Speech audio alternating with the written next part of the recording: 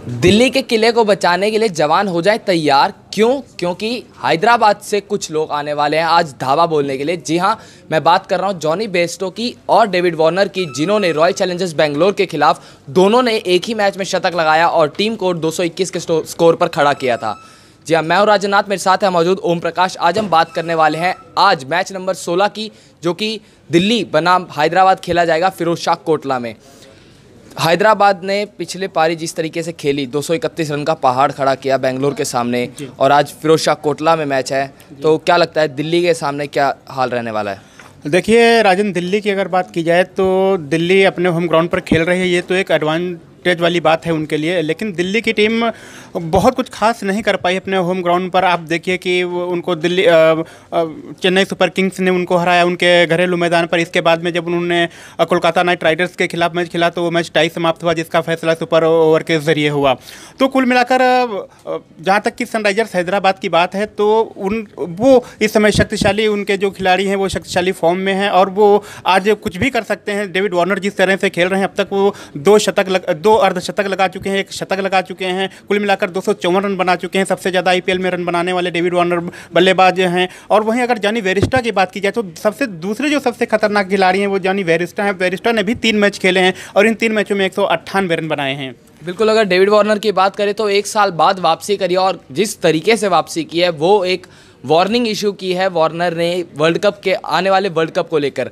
लेकिन मैं बात करूँगा शिखर धवन की, पहले हैदराबाद से खेलते थे और इस साल दिल्ली से खेल रहे हैं, तो क्या प्रभाव पड़ेगा दिल्ली कैपिटल्स के नज़रिए से? देखिए, शिखर धवन ने दिल्ली के लिए अब तक तो ठीक ठाक प्रदर्शन किया है। 140 रन उन्होंने बनाए हैं 4 मैचों में। और हैदराबाद की जाहिर सी बात है कि हैदराबाद के साथ वो खेले हैं, हैदराबाद के बॉलर्स को कैसे सामना किया जाए वो अच्छी तरह से भली भांति जानते हैं। तो शिखर धवन एक फैक्टर हो सकते हैं, अगर आज वो टिककर खेलते हैं तो बढ़िया बल्लेबाजी कर सकते हैं और हैदराबाद के लिए मुश्किल खड़ी कर सकते हैं। और जाहिर सी बात है कि शिखर धवन एक मैच में एक अर्धशतकीय पारी खेल चुके हैं। बिल्कुल, और अगर हम बात करें मोहम्मद नाबी की, पिछले मैच में जिस तरीके से उन्होंने 3 बड़ी मछलियां फंसाई थी, यानी कि मैं बात करूं अगर एबी डिविलियर्स की, जिस तरीके से उन्होंने उनको बोल्ड किया और उसका शैमरॉन हेटमायर को वापस भेजा, तो क्या लगता है मोहम्मद नबी किस तरह का फैक्टर साबित हो सकते हैं? देखिए, मोहम्मद नबी की अगर जहां तक की बात की जाए तो वो बहुत ही अच्छे उनके बॉलर हैं सनराइजर्स हैदराबाद के। लेकिन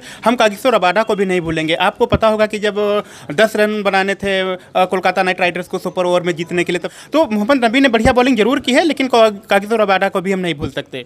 अच्छा, एक ऐसे में ही एक जहन में एक सवाल आता है, क्योंकि अभी हाल ही में खबरें चल रही थी कि केन विलियमसन आज वापसी करेंगे और कप्तानी का भागदौड़ संभालेंगे, तो क्या लगता है कि केन विलियमसन के टीम में आने के बाद मिडिल ऑर्डर कितना तगड़ा हो जाता है सनराइजर्स? देखिए राजन, केन विलियमसन ने इससे पहले एक मैच खेला है और उसमें उन्होंने 14 रन बनाए थे, ठीक है।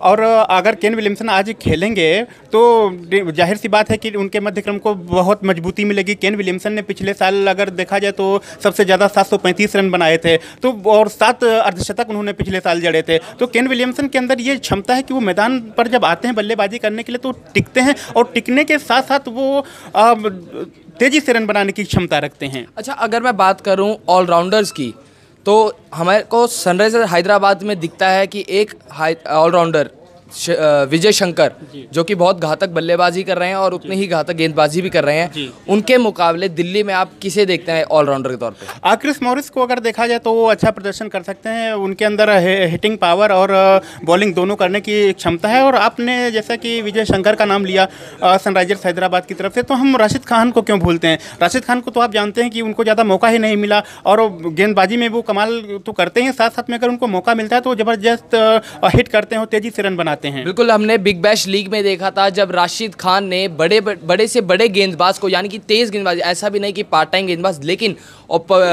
ऑफिशियल बॉलर्स को जो छक्के लगाए थे, जो टांग के मारे थे लॉन्ग ऑन पे और स्ट्रेट पे, वो बेहतरीन थे। लेकिन मैं ये पूछूंगा कि अगर, जैसे कि आप भी जानते हैं मैं भी जानता हूं, ड्रीम 11 में उनकी पोजीशन सिर्फ अभी बॉलर के तौर पे है और उनको टीम में भी अभी उसी हिसाब से लिया जा रहा है, क्योंकि अभी हाल ही एक मैच में देखा था जब टीम लड़खड़ा रही थी तो चाहते तो राशिद खान को ऊपर भेज सकते थे। तो क्या लगता है हैदराबाद उनको बॉलर ही कंसीडर कर रही है? देखिए, हैदराबाद उनको बॉलर तो नहीं कंसीडर कर रही है। हैदराबाद को भली भांति ये पता है कि राशिद खान एक ऑलराउंडर की हैसियत से खेलते हैं और वो उनमें वो सारे गुण मौजूद हैं जो एक ऑलराउंडर में होते हैं। आपको बता दें कि जब एशिया कप खेला गया था तो उसमें कुछ मैच जो अफगानिस्तान अपनी नादानी से हार गया था, क्योंकि उसमें राशिद खान को उसने ऊपर बल्लेबाजी करने के लिए नहीं भेजा था। अगर राशिद खान ऊपर बल्लेबाजी करने गए होते तो हो सकता कि जो एशिया कप खेला गया था 2018 में, उसमें अफगानिस्तान की स्थिति और मजबूत हो सकती थी।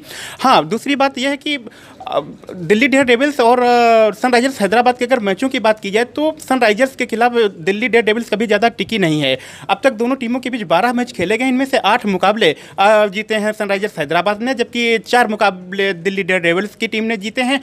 हैदराबाद के लिए प्लस पॉइंट यह है कि उसने इस साल अपने घरेलू मैदान पर भी मैच जीते हैं और घर के बाहर भी मैदान जीते हैं। वहीं दिल्ली कैपिटल्स की अगर बात की जाए तो दिल्ली ने अपने घरेलू मैदान पर मैच हारा है, और वहीं अपने घरेलू मैदान से बाहर जब वो खेलने गई मुंबई तो उनके खिलाफ एक मैच जीता है। चलिए, रिकॉर्ड्स तो महज पन्ना रह जाते हैं जब टीम फॉर्म में आती है और जब प्लेयरों का दिन होता है, यानी कि जब उनका बल्ला चलता है या उनकी गेंद उनके मन मुताबिक स्विंग करती है या मन मुताबिक ठप्पे पे पड़ती है। तो महज पन्नों की बातें ना करते हुए सीधा क्वेश्चन, आज कौन जीतेगा? मेरे हिसाब से सनराइजर्स हैदराबाद का पलड़ा भारी है। चलिए, अगर ये सनराइजर हैदराबाद को सपोर्ट करते हैं तो मैं, क्योंकि दिल्ली ऑफिस में खड़ा हूं, तो मैं दिल्ली को सपोर्ट करता हूं। देखते हैं ओम प्रकाश जीतेंगे या मैं। तो अगर आपको वीडियो पसंद आया तो इसे लाइक करें, शेयर करें, कमेंट के जरिए बताएं कि आप किसे सपोर्ट कर रहे हैं और आज के मैच में किसकी जीत होगी, और चैनल को सब्सक्राइब करना ना भूलें।